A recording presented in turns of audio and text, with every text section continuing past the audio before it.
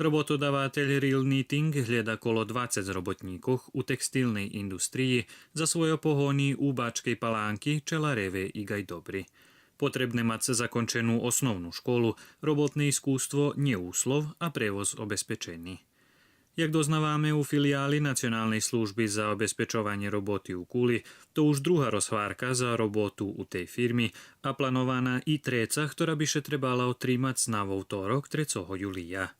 Keď slovo o samej roboty hľadajú še hlavným ženy do 53 rokov starosti, šije še botoši, potom še ich pegla i pakuje. Počatná pláca 25 000 dinári a jest prostoru i za napredovanie, jak i za dodatní bonusy.